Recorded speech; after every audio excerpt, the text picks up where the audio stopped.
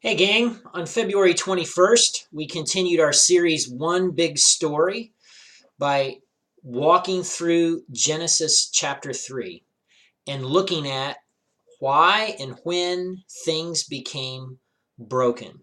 We see in the story of our original parents, Adam and Eve, this interchange that plays out with Satan, the villain in the story, who comes to Eve with a question and a statement and a doubt.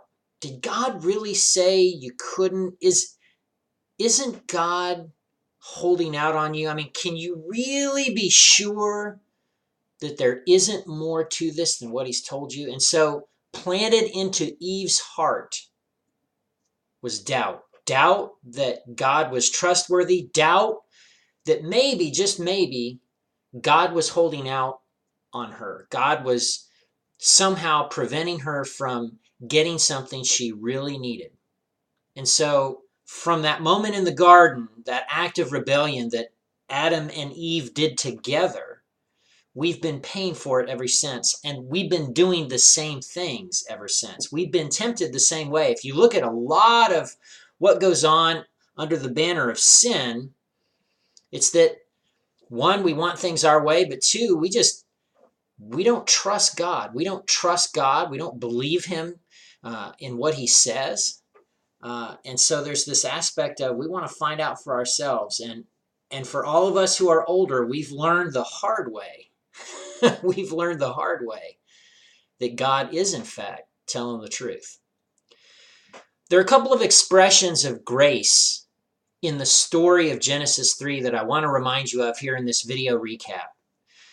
The first is I've read through the Bible 20 some times, and I never noticed until this year that Adam names Eve after the fall, after they become broken and their relationship with God is broken and their relationship with each other is broken.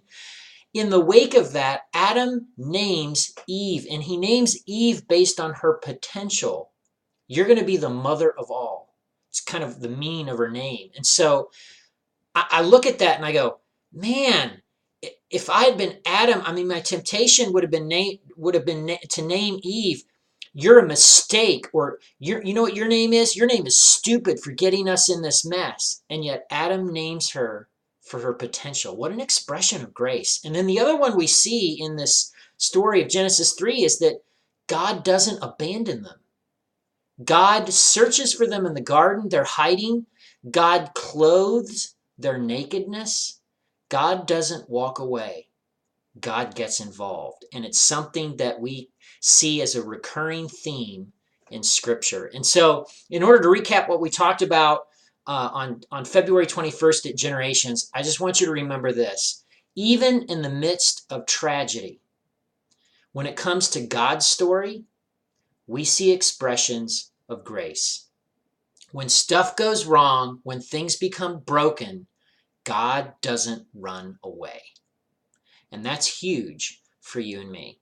I hope you'll keep tracking with us. And again, I want to remind you that you can post questions and doubts. We have a link for online surveys, and we've got a question and doubt box, a physical box at Generations on Sunday mornings. And I'm looking forward to it. Looks like I'm going to be doing these on Monday nights at 9 p.m. Based on the data we have so far. That may change in terms of voting over the weekend. But again, so here's where this plays out, right? In your life, in your set of circumstances, even when you mess up, even when you misstep, when you turn left, when you meant to turn right, when things become broken, God's not going to walk out and abandon you.